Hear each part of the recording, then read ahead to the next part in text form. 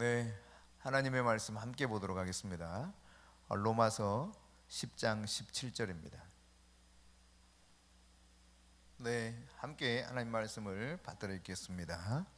그러므로 믿음은 들음에서 나며 들음은 그리스도의 말씀으로 말미암았느니라. 아멘. 다시 한번 이 말씀을 읽을 때 성령 하나님께서 여러분에게 이 말씀을 통해서 깊이 있게 깨닫게 해주시는 은혜가 있기를 바랍니다. 같이 읽겠습니다. 그러므로 믿음은 들음에서 나며 들음은 그리스도의 말씀으로 말미암았느니라. 아멘. 우리가 하나님을 믿을 때 아주 단순하게 믿는 게 중요하다 그랬습니다. 복잡할 게 없습니다. 하나님 말씀 그냥 어린애처럼 단순하게 믿는 겁니다. 우리가 조금 더 이 믿음을 생각해 볼 때 조금 수준 높은 믿음, 더 좋은 믿음, 이런 믿음을 우리가 생각하게 돼요. 이런 수준 높은 믿음을 생각하게 될 때 어떤 믿음이냐, 하나님과 동행하는 수준의 믿음입니다. 그러니까 이 써니라고 하는 찬양 사역자가 사역도 하잖아요.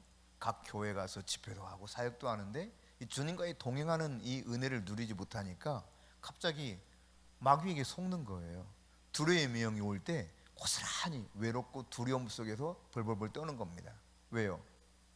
하나님과 동행하는 수준의 믿음이 없었기 때문에 그래요. 하나님의 사랑 안에서 좀 더 깊이 있게 행할 수 있는 그러한 하나님과 동행하는 믿음, 그 믿음이 우리의 믿음이 되어야 됩니다. 우리는 내게 주어진 은사들이 더 활성화되어서 하나님 더 쓰임받는 믿음의 사람 되기 원해요. 예, 그래야 되죠. 또 주님, 제가 원수 마귀를 상대해서 이길 수 있는 승리자, 그런 믿음의 사람이 되기 원해요. 예, 마땅히 그래야 됩니다. 사실 성경에서 요구하고 원하는 믿음은 그 이상의 믿음이에요. 그것은 당연한 것이고요. 오늘 여러분과 같이 나누고 싶은 것은 그 이상의 성공적인 믿음, 진짜 성공으로 나를 이끄는 믿음이 뭔가, 이것을 여러분과 같이 나누기를 원합니다. 근데 이런 믿음을 어떻게 얻을 수 있느냐? 어린아이 같은 믿음을 통해서 우리에게 이런 놀라운 성공적 믿음으로 이끌어가는 그 하나님을 만날 수 있게 됩니다. 그러면 무엇을 믿을 때 과연 내가 이런 진정한 성공으로 나를 이끌어 가시는 하나님께 온전히 끌려서 그 하나님의 은혜를 누리면서 내가 성공적인 믿음의 사람이 될 수 있을까? 먼저 여러분, 성경에서 말씀하고 있는 이것들이 그대로 된다는 사실을 믿어야 돼요. 성경 말씀은 그대로 됩니다. 성경은 그대로 되어지는 역사를 우리에게 경험하게 해요. 여러분, 성경이 무언가 문제가 있다, 이것을 막 파헤치려고 하는 수많은 사람들이 있었습니다. 그 가운데는 신학자들도 있었죠. 별별 다양한 사람들이 이 성경의 오류를 뭔가 찾아보려고 많이 연구하고 이것을 조사하고 또 비판하기도 했어요. 그러나 여러분, 하나님 아버지의 마음을 가지고 이 성경을 읽어나가다 보면 성령께서 이 말씀 안에서 계시된 진리를 자연스럽게 내가 옳습니다 하고 따라갈 수밖에 없게 됩니다. 왜 그러냐면 성경 자체가 생명의 책이에요. 무슨 책이라고요? 생명의 책이에요. 생명책. 같이 해봅시다. 성경은 생명책이다. 다시 한번, 성경은 생명책이다. 성경은 우리에게 생명을 주는 생명의 책이에요. 우리에게 하나님이 복을 약속해 주고 있는 책이 이 성경입니다. 내 삶을 어떻게 안내해 주시고 이끌어 가실 것인가, 모든 것들을 다 안내해 주고 나를 보호하고 지켜 주시는 책이 이 성경이에요. 그러니까 성경 말씀을 여러분이 잘 보시면 성경을 통해서 온갖 종류의 하나님의 은혜를 누릴 수가 있게 됩니다. 히브리서 4장 12절 같이 읽어봅니다. 하나님의 말씀은 살아있고 활력이 있어 좌우의 날선 어떤 검보다도 예리하여 혼과 영과 및 관절과 골수를 찔러 쪼개기까지 하며 또 마음의 생각과 뜻을 판단하나니. 하나님의 말씀은 이런 놀라운 능력이 있어요. 그러니까 말씀 자체가, 성경 자체가 살아있습니다. 그러니까 성경책은 그냥 단순히 기록된 책이 아니에요. 이 책은 모르고 읽을 때는 그냥 왜 이렇게 글씨도 많고 이해도 안 되는 내용도 많나 이런 생각할지 모르지만 성령의 도움을 받아서 성경을 읽기 시작하면 와, 진짜 성경이 살아있구나, 살아있는 하나님의 생명책이구나, 이것을 깨닫게 해야 돼요. 성경은 모든 말씀은 하나님의 감동으로 되어 서 살아있습니다. 운동력이 있습니다. 활력이라고 다르게 표현했는데 아주 살아있어요. 그 말씀이 내 안에서 막 움직이고 역동적으로 역사해서 얼마나 놀라운 것들을 경험하게 하는지 모릅니다. 여러분이 절대적으로 생명으로 가득 찬 이 성경책을 여러분 사랑해 보시기 바랍니다. 말씀을 따르기로 작정해 보시기 바랍니다. 말씀대로 내가 살아보기로 한번 결단하고 그 말씀 따라서 그냥 어린애처럼 그대로 해보세요. 성경에서 이야기하는 그대로. 그러면 여러분 삶이 엄청나게 풍성한 삶으로 바뀌기 시작할 거예요. 그러나 여러분이 만일 성경 말씀이 아무리 그렇다 할지라도 나는 이 성경 말씀과 상관없이 전혀 다른 곁길로 간다, 그러면 인생은 파손되는 거예요. 쪽박 나는 거예요.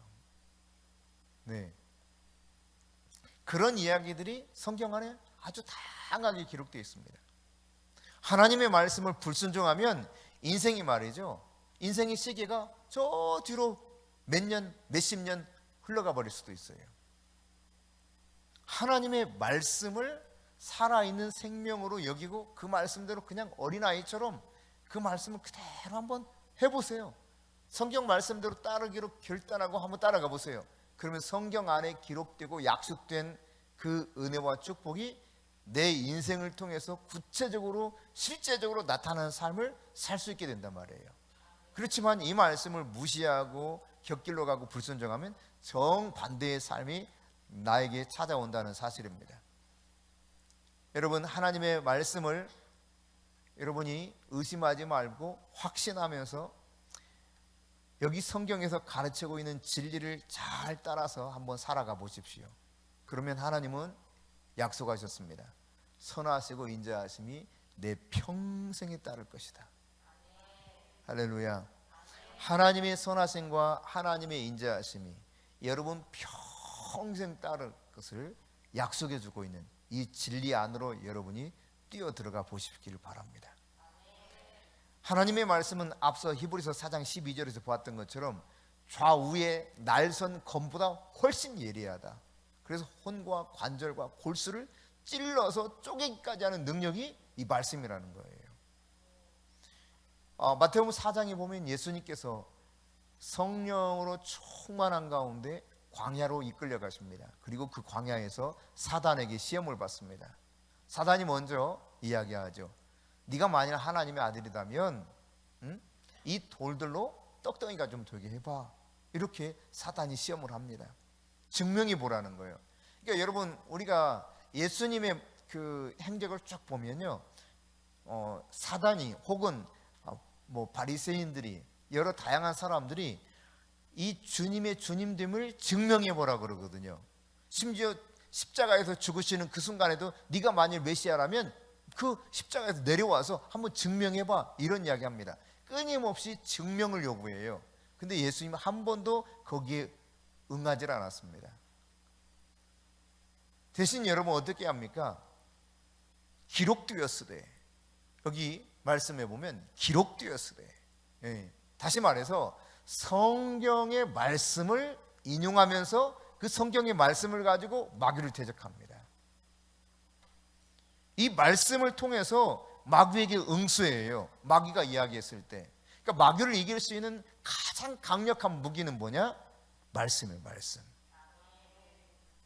그래서 우리가 마귀에게 대적하기 위해서는 에베소서 6장에 보면 하나님의 전신갑주를 입으라 그러거든요.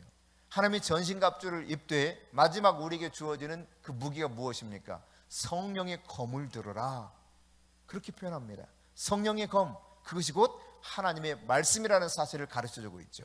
그렇습니다. 마귀를 찔러서 마귀를 물리칠 수 있는, 승리할 수 있게 도와주는 무기가 뭐냐? 그게 바로 말씀이에요, 말씀. 기록된 말씀을 가지고 예수님이 마귀에게 응수했어요. 그랬더니 마귀가 그냥 어쩔 수 없이 그 말씀 앞에 고꾸라집니다. 그러니까 우리가 승리하는 비결도 기록된 말씀, 우리의 여호와의 선하심과 인자하심이 평생 따르도록 약속된 그 은혜를 누릴 수 있는 방법도 기록된 말씀 안에 다 낱낱이 서술되어 있다, 이 이야기입니다.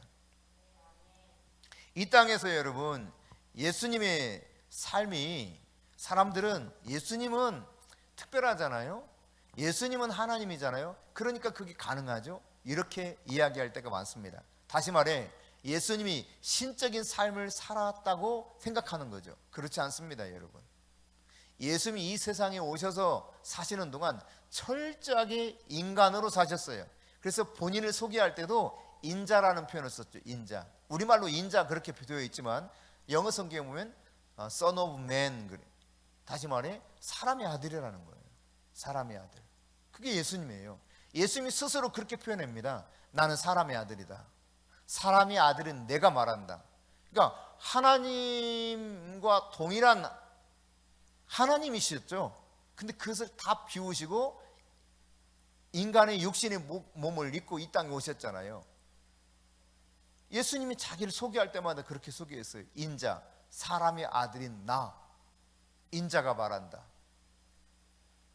예수님이 이 세상에서 신적인 속성, 그러니까 신의 능력을 가지고 그분은 본래 하나님이셨기 때문에 그런 능력이 있어서 그래서 그렇게 사역하신 거야, 그러지 않았다, 이 말이에요.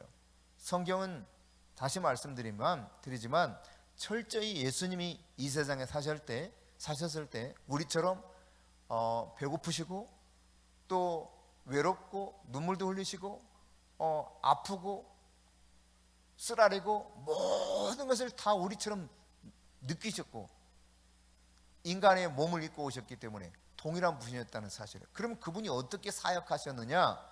성령의 충만한 가운데서 성령이 주시는 능력으로 사역을 했습니다.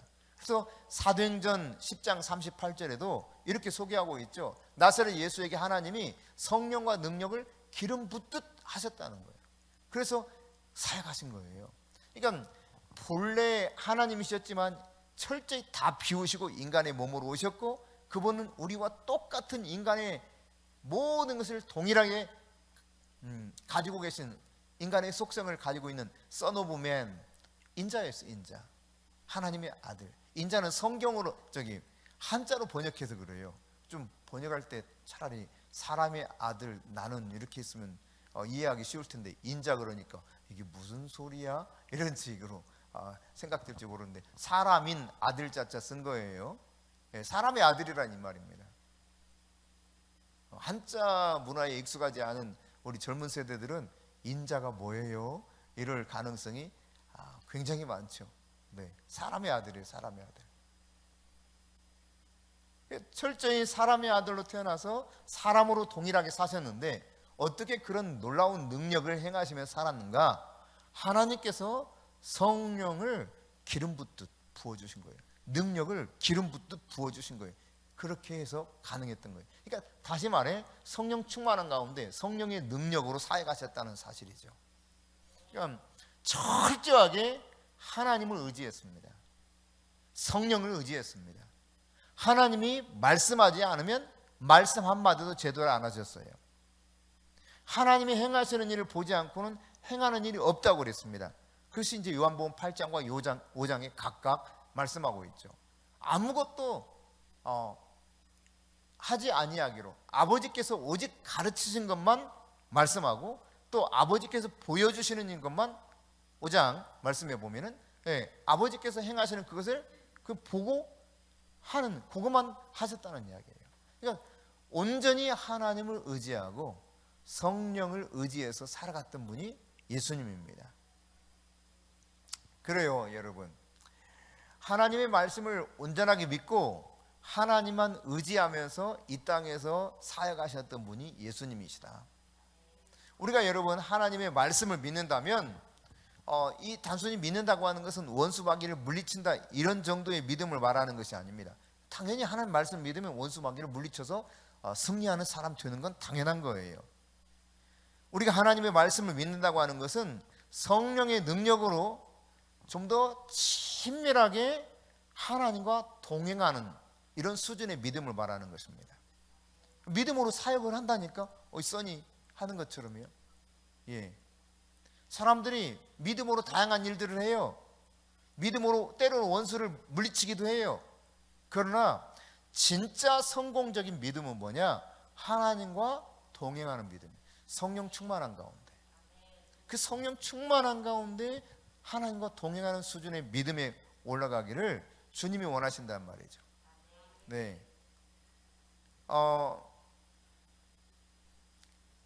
그런 그 믿음의 수준으로 우리가 나아가는 것을 하나님께서도 원하신다는 사실을 여러분이 깨달을 수 있기를 바랍니다. 때로 여러분 이 써니 사역자처럼 어떤 마음이 들 때가 있냐면 나는 진짜 쓸모없는 인간이다. 정말 쓸모없다. 내가 살면 뭐 하겠나? 사람들도 나를 깔보고 나를 무시하고 나를 조롱하고 내가 생각해보다 내가 한심하고 뭐 이런 생각 들 때가 있어요. 여러분, 그러나 여러분이 그런 별 볼 일 없는 존재이기 때문에 하나님 여러분 선택하신 거예요. 할렐루야. 별 볼 일 없는 사람을 통해서 하나님은 하나님과 동행하는 사람이 얼마나 놀랍게 살아갈 수 있는가를 보여주기 원하시는 것입니다. 연약한 자를 택해서 스스로 강한 자를 부끄럽게 하시는 거예요. 미련한 자를 선택해서 지혜롭다고 생각하는 사람들을 부끄럽게 하시는 분이 하나님이십니다. 그러니까 정말 별 볼 일 없다면 잘 된 거예요. 바로 그런 사람을 하나님이 선택하셔서 하나님의 영광을 위해서 사용하시도록 하나님이 여러분 안에서 지금 일하고 계시는 겁니다. 그게 하나님의 생각이에요. 그러니까 여러분이 나는 왜 이거밖에 못할까? 다행이라니까. 네, 그러니까 하나님이 여러분을 사랑하시는 거예요. 내가 다 할 수 있다. 나는 모든 게 완벽해. 하나님 없이 이렇게 살아가는 사람이 있으면 하나님이 이런 사람 데리고 쓰기가 너무 어려워요. 여러분, 사실 깊이 나 자신을 들여다보면 내가 얼마나 무력하다는 사실을 깨닫게 됩니까? 내가 얼마나 참 미련한지, 내가 얼마나 부족한지. 근데 이것을 깨달으면 깨달을수록 감사한 것은 그런 나를 선택해서 하나님이 사용하시겠다는 것이고, 단순히 사용하는 것이 아니라 하나님과 동행하는 사람은 저렇게 아무 별 볼 일 없는데 저렇게 하나님이 일하시네? 이걸 드러내시는 거예요. 여러분, 성경의 말씀을 있는 그대로 믿으시기 바랍니다. 그러니까 어린애처럼 믿으세요. 그냥 어린애들은 의심을 안 해. 뭐라고 그러면 그대로 해버려요. 그냥 믿고. 여러분이 말씀을 어린아이처럼 그대로 믿으세요. 토시 하나 틀리지 않게 하나님이 이대로 일하신다. 이걸 믿을 수 있기를 바랍니다. 그럴 때 여러분 진정한 그 성공적인 믿음의 소유자가 될 수 있습니다.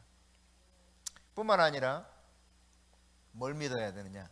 하나님이 나를 사랑하신다는 것을 전적으로 믿어야 돼요. 하나님 무조건 나를 사랑하신다는 사실이에요. 예, 이걸 믿어야 돼요. 하나님의 사랑은 우리가 살아가는 삶에 있어서 가장 절대적인 기초가 되는 것입니다. 내가 살아가는 그 모든 것의 기초는 하나님의 사랑이에요. 사랑. 여러분, 로마서 5장 3절 4절에 보면은 우리가 살아가는 동안 때로 환난이 온다는 거예요. 근데 성경이 이렇게 말하고 있죠. 우리가 환난 중에도 즐거워하나니. 아니, 환난 중에 왜 즐거워합니까? 여기 환난 중에도 즐거워하나니, 이 말은 다르게 말하면 환난 중에 자랑한다, 그런 뜻이에요. 즐거워하나니 이 말은 자랑한다는 뜻입니다. 뽐내고 자랑한다는 뜻이에요. 여러분, 우리가 뭘 보통 자랑합니까? 나의 어떤 성공적인 인생을 자랑하잖아요. 그죠?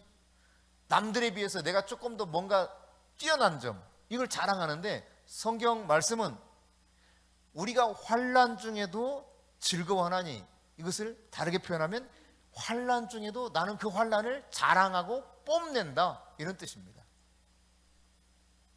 여러분, 혹시 환난 만났는데 환난을 자랑해보고 환난 때문에 딱 의시돼 본 적 있어요? 와, 별 달았다 막 이러면서.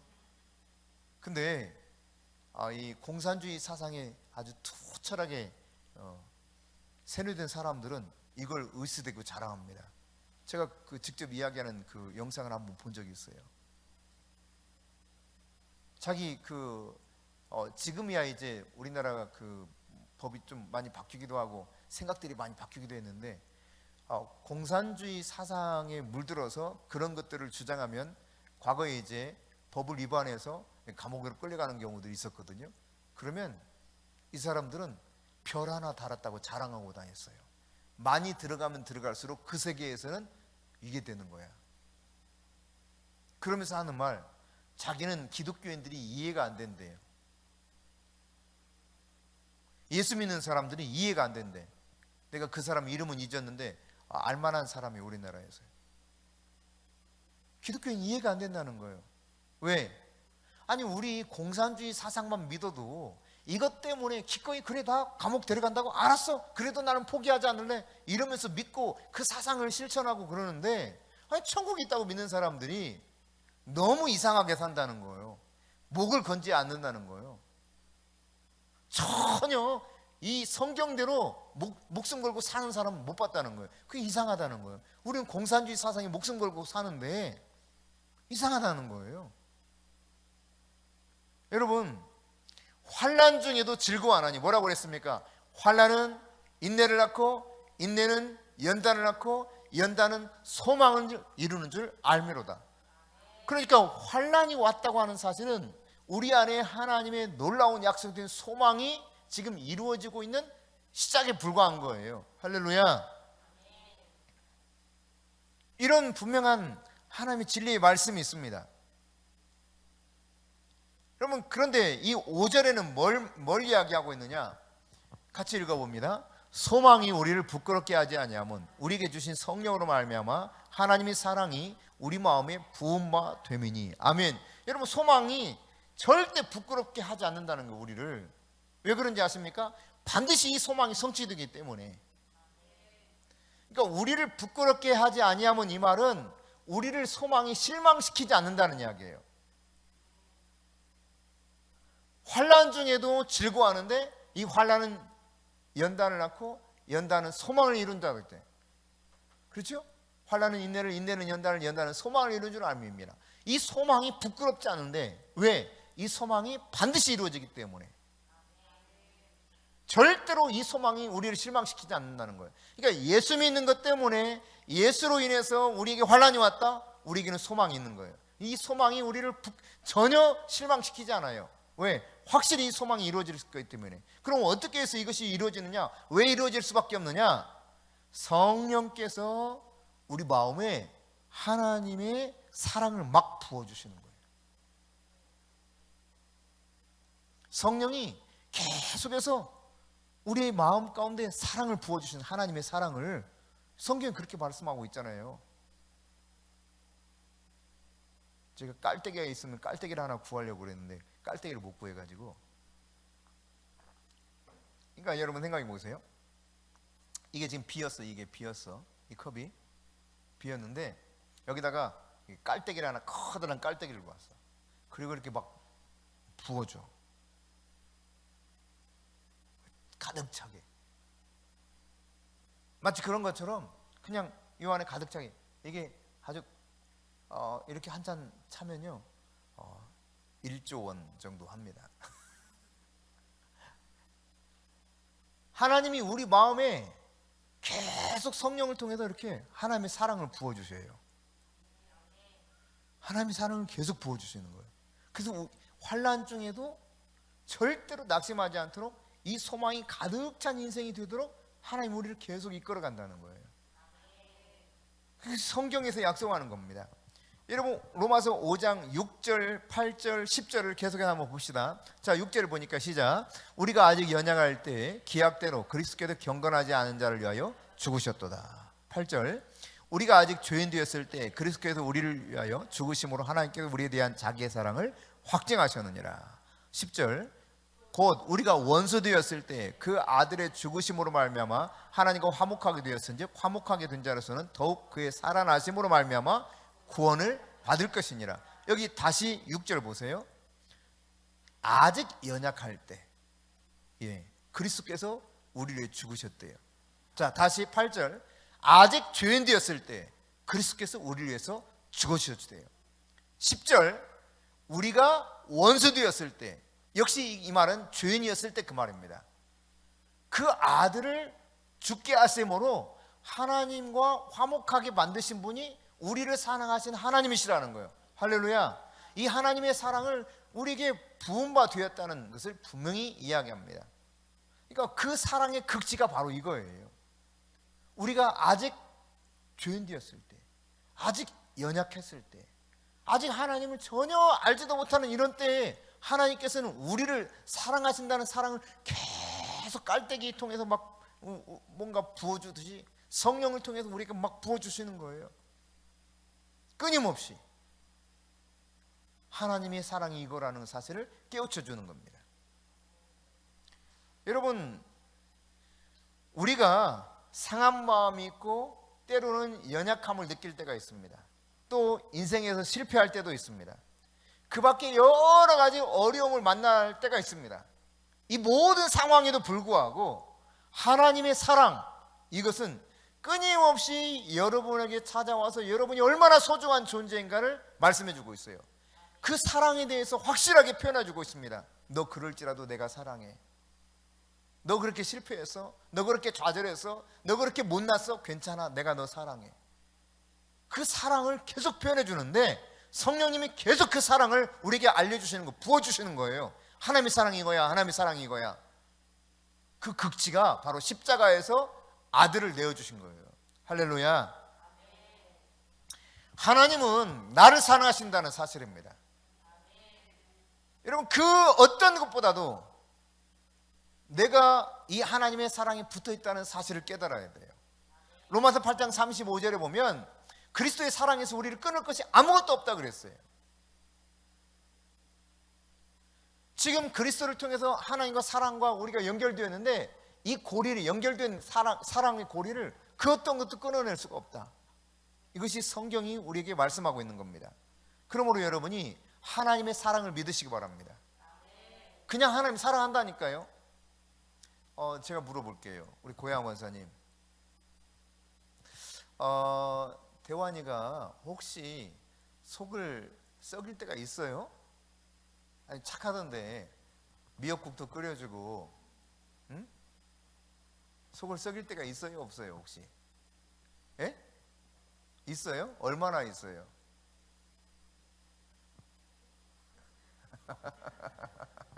여러분 마음대로 상상하세요. 근데 제가 묻고 싶은 건 이거예요. 그렇게 속을 막 썩일 때 있는데 미워 죽겠어요? 아니면 그래도 너무너무 사랑스러워요? 아, 그래요? 이상하네. 아, 그렇게 속을 썩일 때가 있는데 사랑스러워요? 당연한 겁니다, 여러분. 너무 사랑스럽죠. 우리가 부패하고 타락한 인간이어도 이렇게 사랑이 흘러가잖아요. 자식을 향한 사랑이. 하나님은 우리를 사랑하신다는 사실을 끊임없이 말씀하셨습니다.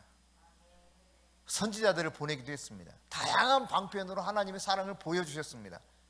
이거를 계속 보여줘도 제대로 알지 못했을 때, 그때 하나님은 이제 최후의 내 사랑 이거야 하고 보여준 게 바로 하나님 아들을 십자가에서 못 박아 죽이신 거예요. 이 사랑을 여러분 믿으시기 바랍니다. 그냥 어린애처럼 믿는 거예요. 그냥 어린애처럼. 어린아이처럼 말씀을 믿고 어린아이처럼 하나님 아버지가 나를 사랑하신다는 사실을 믿어야 돼요. 여러분, 하나님께 계속 여러분이 기대세요. 하나님의 사랑을 여러분이 받아들이세요.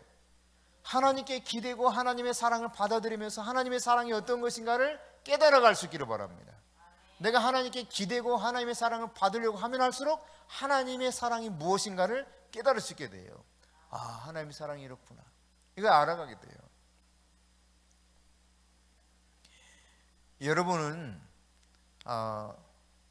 하나님이 여러분을 사랑한다는 사실과 더불어서 하나님께서 여러분의 기대를 결코 외면하지 않는다는 사실을 깨달을 수 있기를 바랍니다. 로마서 8장 35절 한번 다시 봅니다. 시작. 누가 우리를 그리스도의 사랑에서 끊으리요? 환난이나 곤고나 박해나 기근이나 적신이나 위험이나 칼이랴. 아주 무서운 것들이 여기 언급됐습니다. 이것들이 아무리 끊어내려고 이 나쁜 일들이 막 일어난다 할지라도 하나님의 사랑에서 어떻게 된다? 끊어질 수가 없다는 거예요. 37절에서는 뭘 말합니까? 시작. 그러나 이 모든 일에 우리를 사랑하시는 이로 말미암아 우리가 넉넉히 이기느니라. 이 어떤 일이 다가와도 하나님의 사랑으로 우리는 넉넉히 이길 수 있다는 거예요. 여러분 38절 39절에서는 뭘 이야기합니까? 아주 더 놀라운 이야기를 하고 있습니다. 같이 읽습니다. 내가 확신하노니 사망이나 생명이나 천사들이나 권세자들이나 현재일이나 장래일이나 능력이나 높음이나 기쁨이나 다른 어떤 피조물이라도 우리를 우리 주 그리스도 예수 안에 있는 하나님의 사랑에서 끊을 수 없다는 거예요. 할렐루야. 그 어떤 것도 여러분 하나님의 사랑에서 우리를 절대로 끊어낼 수가 없습니다. 제가 물어볼게요. 예주를 사랑하는 마음을 막 끊어내려고 하는 다양한 시도들이 있어. 너 예주 사랑하면 너 죽인다? 그래. 그래서 예주를 사랑하지 않기로 결단하면 예주를 사랑하지 않게 돼요? 왜? 내가 죽는데? 그런 거예요. 예. 설령 내가 예주를 사랑해서 나를 죽인다 할지라도 이 사랑이 두려움이 올지는 몰라. 근데 이 사랑에서 끊어져요? 안 끊어져요. 하나님의 사랑은 나에게 지금 죽음이 눈앞에 와도 하나님이 나를 사랑하는 것으로부터 끊어낼 수가 없어요. 이 하나님의 약속을 여러분이 잘 살펴볼 수 있기를 바랍니다.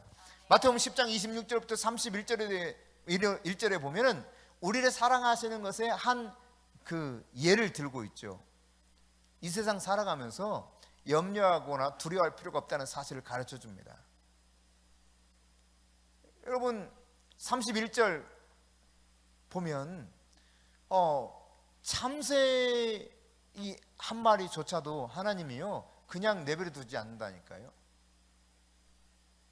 우리 머리카락 하나까지도 다 세셨다니까요. 이렇게 세밀하게 나를 사랑하시고 아시는 분이 하나님이셔요. 그러니까 한마디로 말해서 그 어떤 것도 염려하지 말라는 이야기입니다. 아무것도 염려하지 말라는 거예요. 그냥 단지 하나님이 나를 아셔. 하나님 나를 사랑하셔. 그 하나님 사랑이 내가 기대라는 거예요. 예주가 염려하는 거 봤어요? 먹고 살 것 때문에 염려해요? 왜 좀 염려해야 되는 거 아닌가? 염려 전혀 안 해요. 내가 뭘 입어야 되는데 막 염려해요?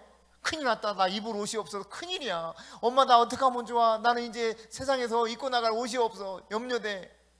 그 염려 때문에 잠을 못 자요?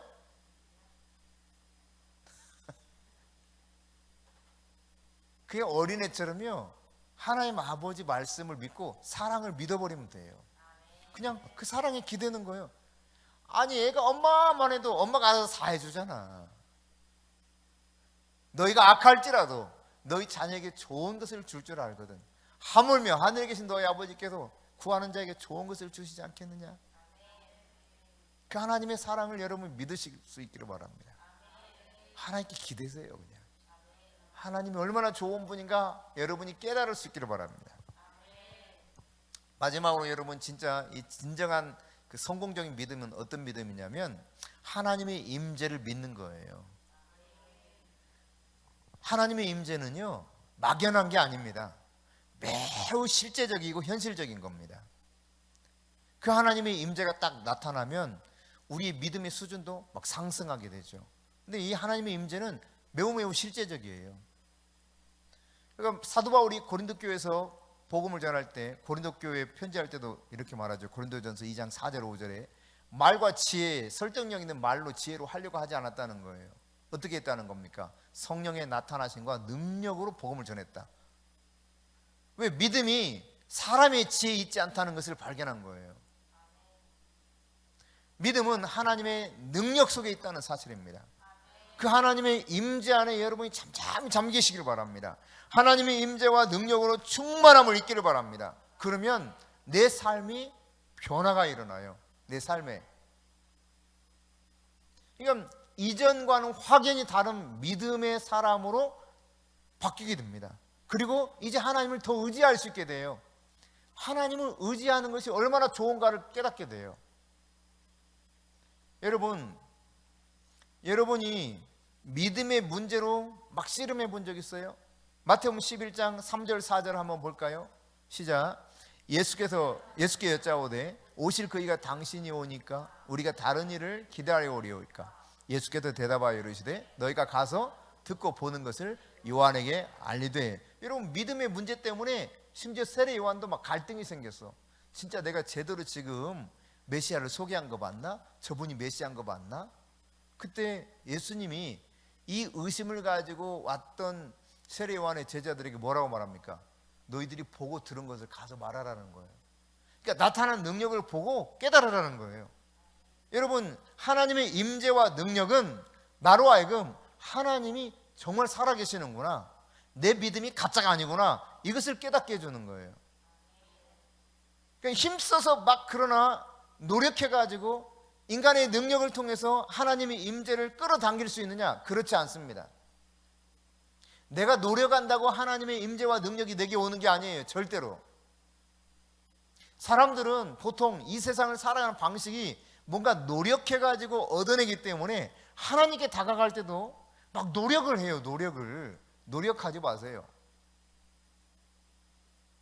노력하면 된단다, 쨍하고 해 뜰 날 돌아온단다, 그 세상적인 이런 기준이고요. 그냥 노력 안 해도 돼. 하나님의 임재와 능력은 어떻게 누릴 수 있느냐? 그 비결은요, 그냥 하나님을 감사하고 하나님을 그냥 찬양하는 겁니다. 그러면 하나님의 임재가 내게 와요. 하나님을 여러분이 찬양하세요. 하나님께 감사하세요. 이게 하나님의 임재를 내가 체험할 수 있는 열쇠입니다. 정말 전심으로 하나님을 찬양해 보세요. 하나님의 임재가 내게 오기 시작한다니까요. 하나님께 전심으로 감사해 보세요. 언제 어디서나 하나님께 기대하는 마음을 가지고 나가 보세요. 하나님이 내게 찾아와요. 주님, 그래도 왔대잖아요. 주님의 임재가 쫙 덮는다잖아요. 그렇습니다, 여러분.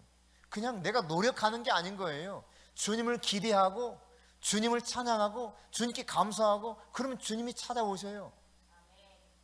하나님의 역사를 볼 수 있는 열쇠가 바로 이런 겁니다. 여러분, 하나님을 기대하시기 바랍니다. 정말 기대하는 마음이 가득 차면 돼요. 막 설레는 마음으로. 그리고 하나님을 기대하고 하나님을 찬양하고 하나님께 감사하고, 하나님은 여러분의 그 기대에 신실하게 부응해 주실 것입니다.